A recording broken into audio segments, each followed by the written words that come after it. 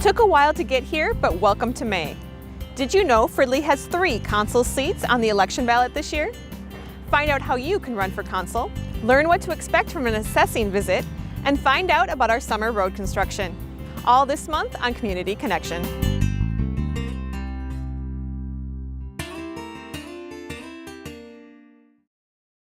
Are you interested in getting involved in the community, but it's hard to find the time?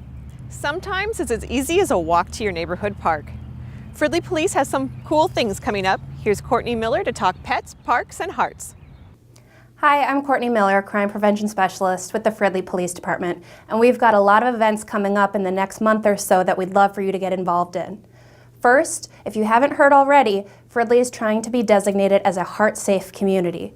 To do this, we need to put on public trainings to teach as many people as possible bystander CPR and how to properly use an AED. These trainings are free and open to the public. We'll be hosting them on the 3rd Tuesday of every month from 6 until 7:30 p.m. Look for locations and time changes on the City of Fridley website and on our social media pages. The next event will be our Bike Helmet Clinic on May 8th. This is from 4 until 7 p.m. The Bike Helmet Clinic is hosted by Fridley Police and Anoka County Safe Kids. Adults and children are welcome to come and get their bike helmets fitted for free by technicians trained in properly fitting bike helmets. If you don't own a bike helmet already, you can purchase one at a reduced price for $10 each. Please bring cash or check only. No appointments are necessary. Another event we have coming up is the Pet Clinic. It was a big success last year, and we had lots of cats and dogs coming to get reduced prices on their vaccinations and pet checkups. We'll also have other fun events for your pets to do throughout the day. That will be June 2nd from 2 to 4 p.m. right here at Fridley City Hall in Fire Station number 1. Another event coming up, you'll be contacted by your neighborhood resource officers for a neighborhood-wide meeting. These meetings will take place throughout May and June, so look on nextdoor.com for the date, time, and location for your neighborhood's meeting. Come prepared to talk about crime issues or any general concerns or complaints you may have about your neighborhood, or just come to get to know your neighborhood resource officer. Lastly, I want to let you know that registration is open online for Night to Unite. Night to Unite this year is Tuesday, August 7th, and registration is available online at fridleymn.gov/Night to Unite. We hope to see you out there with all your neighbors at a great neighborhood block party. See you then. Fridley Police is also recruiting for police reserves. These uniformed volunteers support sworn officers in a variety of ways. Not interested in police? How about a community group? The Springbrook Foundation, Positively Fridley, and the 49er Day committees are all actively looking for help. Check out Fridley's website for more ways you can get involved. And if you are looking for an even stronger commitment, there are 3 consul seats on this year's ballot, and now is the time to file for election. Hi, and thanks for tuning in today for some insight and information about this year's elections. I'll cover important dates to remember, what municipal offices are up for election, how to file for office, how to become an election judge, and what's new for this year's elections. Some important dates to remember. If you're planning to file for office, you may file at Fridley City Hall beginning Tuesday, May 22nd and ending on June 5th. The 2018 election dates are Tuesday, August 14th for the state primary election and Tuesday, November 6th for the state general election. This year, the municipal offices on the ballot to be elected are the offices of council member wards 1, 2, and 3. The city charter does require a primary if more than 2 individuals file for an office. If there is a primary, the candidates that filed will go on the August 14th primary election ballot, so the 2 top voters can go on to the November 6th election. To be eligible to file for office, an individual must be a registered voter, must be at least 21 years of age upon assuming office, be a resident of the ward that they live in and are filing in for at least 30 days before Election Day, and not file for any other office during this election cycle. To file, candidates come to City Hall, located at 6431 University Avenue Northeast. At the time of filing, candidates will bring a $10 filing fee and a nominating petition. This petition can only be circulated during the filing period, and it must be signed by a minimum of 10 registered voters. If you're a candidate circulating your nominating petition, you may want to get more than 10 signatures, because when you bring it to City Hall, we verify that they are registered voters, and sometimes there are not 10 names on the petition. So make sure that you get more than 10 signatures.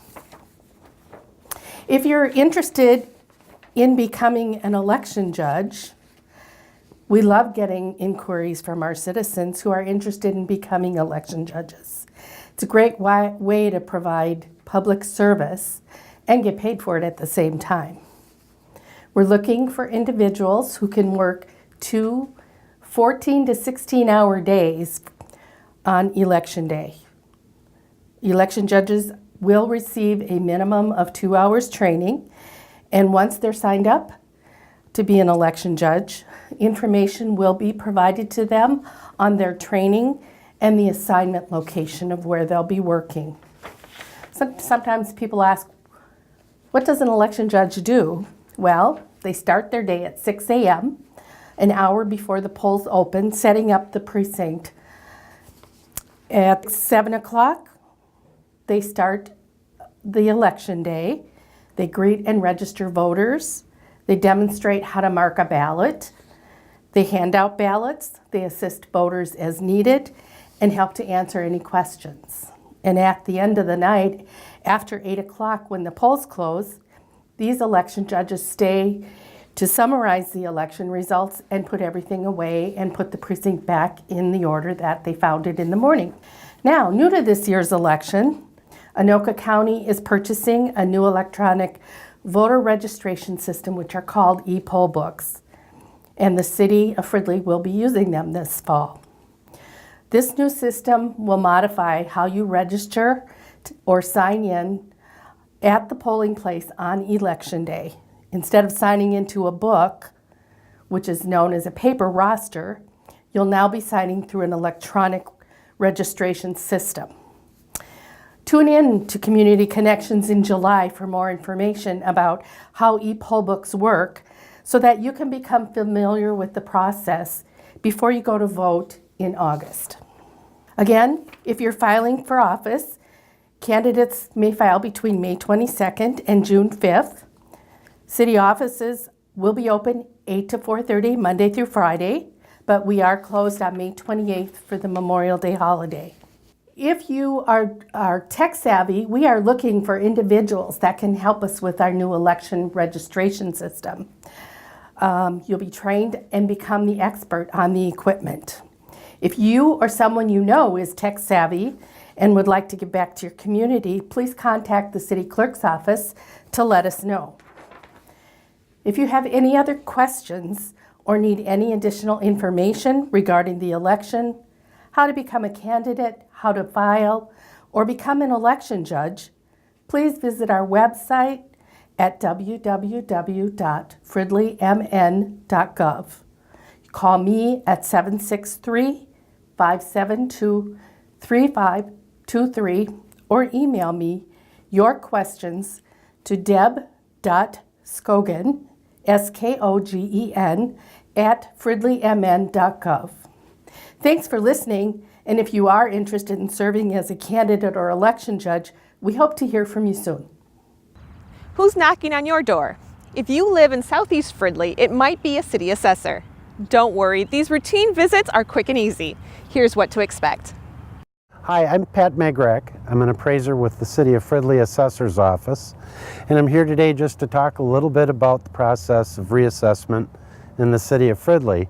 That process will begin shortly here, just around the beginning of May, and I'm just going to give you a brief rundown on what you can expect when the assessor comes to your neighborhood. First and foremost, we'll always have an identification badge, and you should ask to see that when we come to the door. Secondly, our vehicles are marked with the city logo, and they're also numbered. So if you ever have any question or concern about who's coming to the door, please call the city first. You can always schedule an appointment to have us come through. So how about we come along and I'll take you through and show you what you can expect when the assessor visits. Hi, are you the homeowner? Yes. I'm Pat Megrek with the City of Fridley Assessor's Office. Did you get a postcard from us recently letting you know that we were coming through the neighborhood? Yes. Great. Here's my identification badge. I would like permission to review the home. I'd like to start on the outside if that's okay. Okay. Okay, when I'm done walking around the outside, I'll knock and let you know, and then I'll come to the inside if that's all right. Okay. Thank you. While I'm on the outside, things that I'll be looking to verify are the type of siding on the property. In this home's case, it's vinyl. The windows are glider style. The roof is a gable style. All of these elements contribute again to the property's value, and so we want to record them and record them accurately. In addition to that, I'll be looking at influences on the site. So we've got a wooded area in the back on this lot. We've got a little bit of a slope to this lot. And then I'm going to take into consideration its size and anything else that might influence the property's value.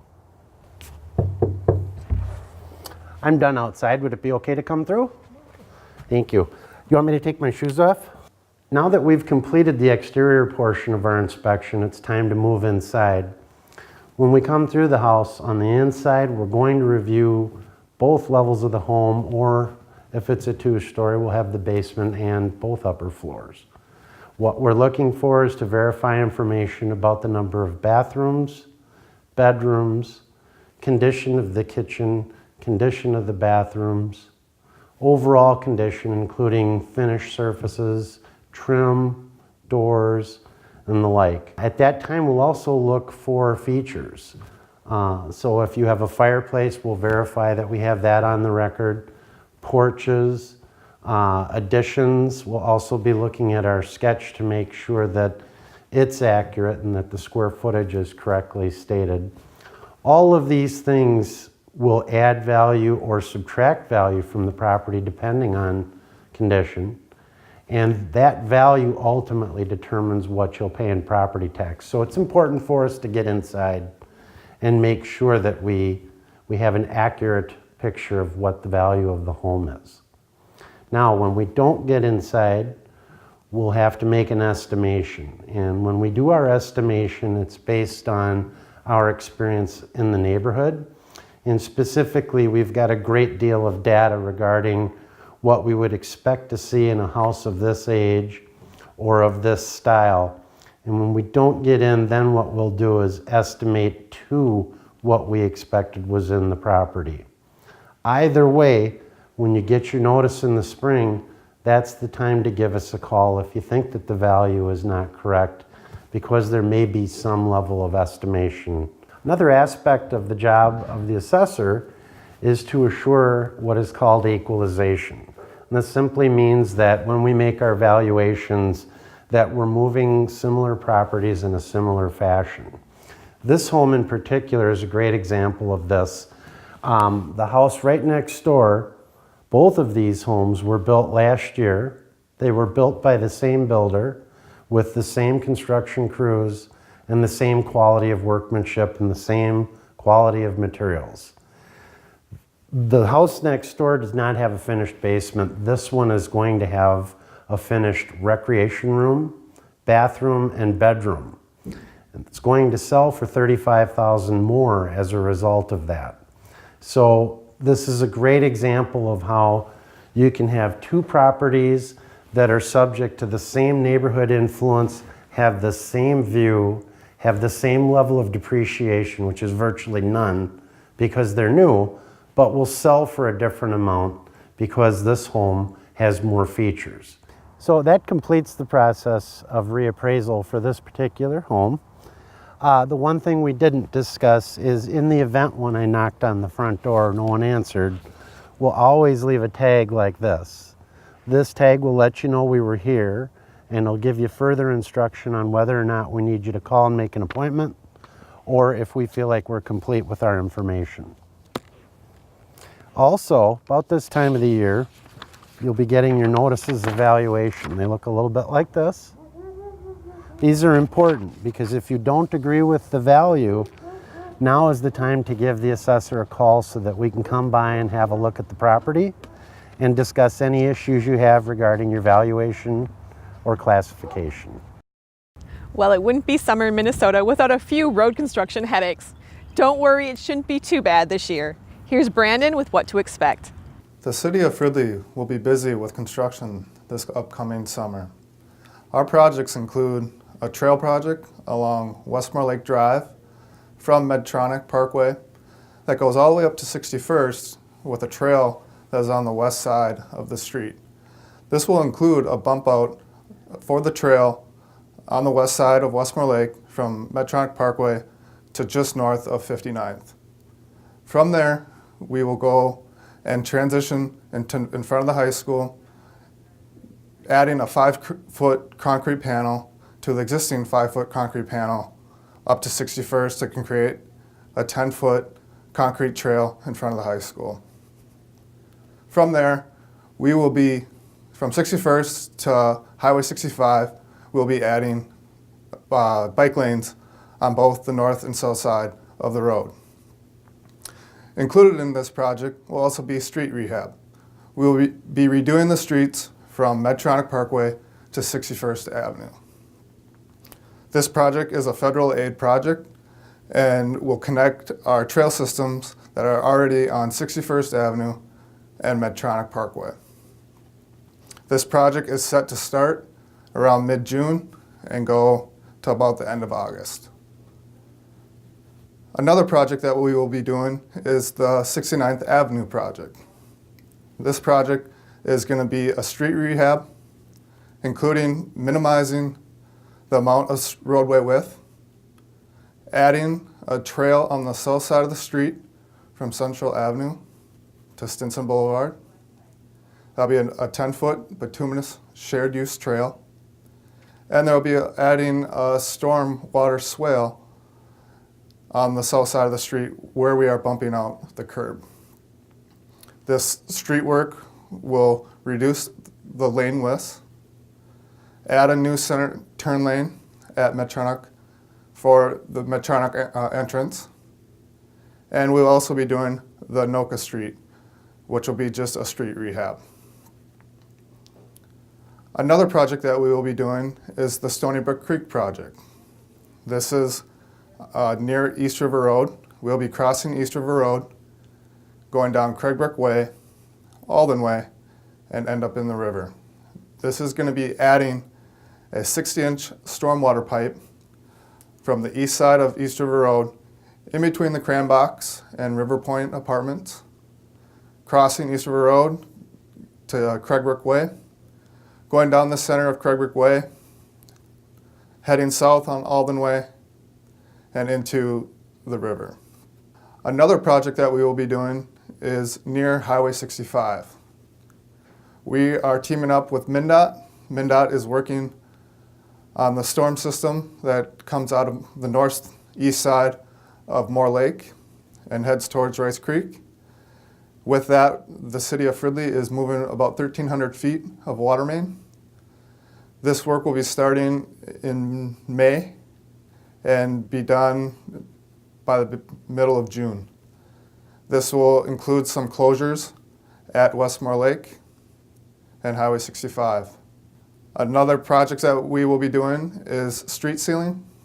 Some of the locations will be on the east side of University and 73rd.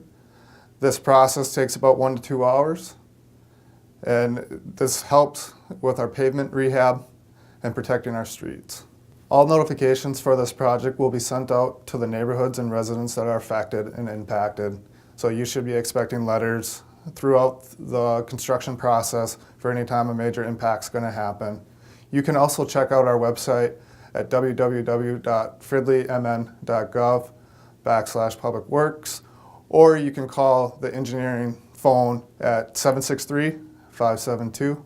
3554. Now let's take a look at what the City Council is working on. Here's City Manager Wally Weisapel with the April Council Update. Hello, welcome to the Council Update for April. We had two meetings, April 9th and April 24th. And as always, we started with a conference meeting. And the first topic was the Locke Parkway improvements. This is over by the former Columbia Arena site. There's going to be a new roadway that's going to be provided, and the City Council learned about the improvements that need to be done, and hopefully that construction beginning this summer.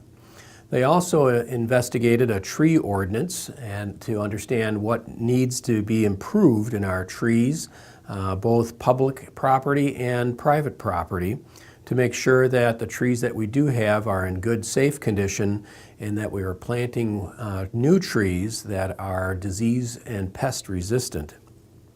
On our regular meeting, the City Council approved construction of an electronic billboard. This will be at 5350 Industrial Boulevard. It faces 694, and that required a special approval by the City Council, and that was granted as it went through the Planning Commission as well. The City Council approves liquor licenses.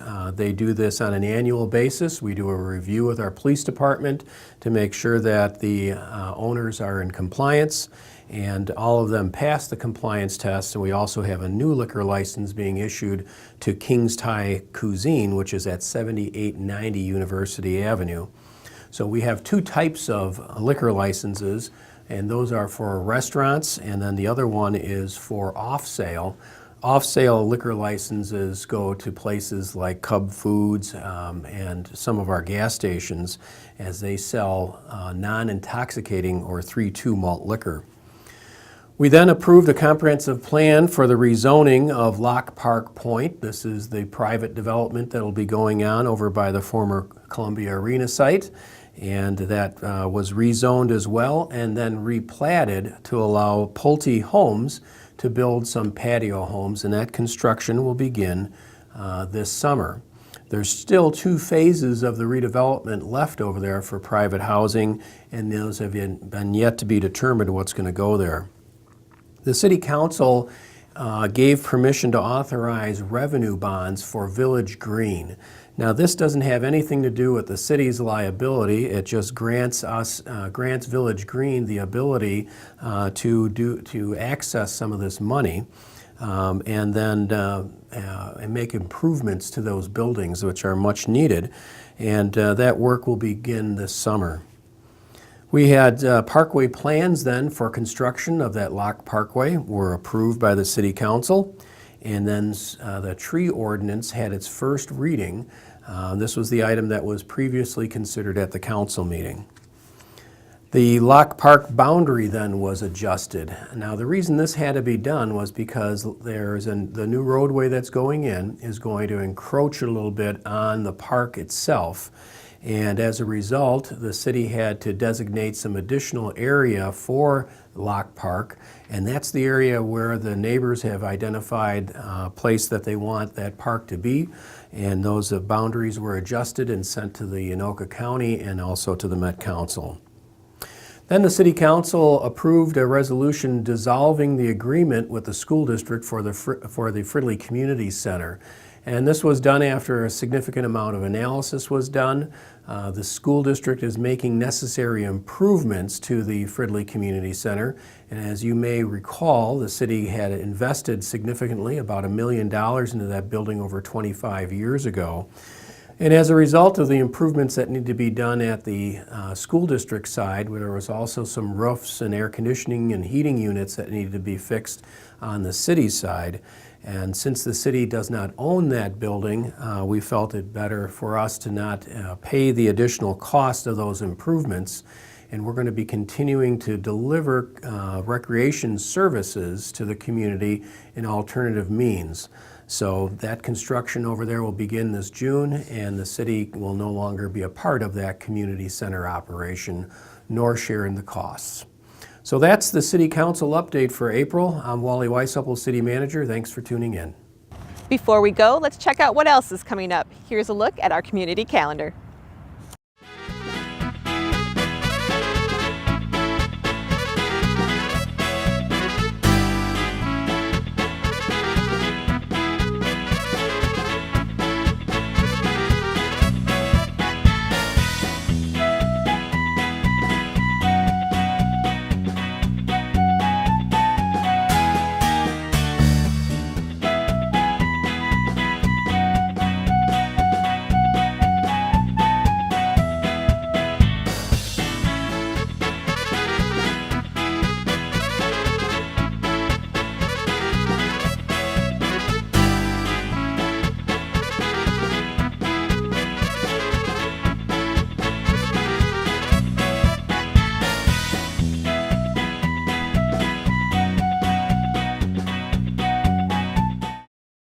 Next month brings summer fun, including the tradition of Fridley 49er Days.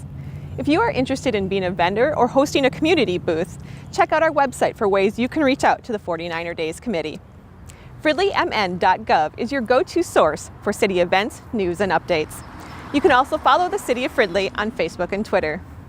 That's all for this edition of Fridley Community Connection. Thank you for watching. I'm Raquel Strand.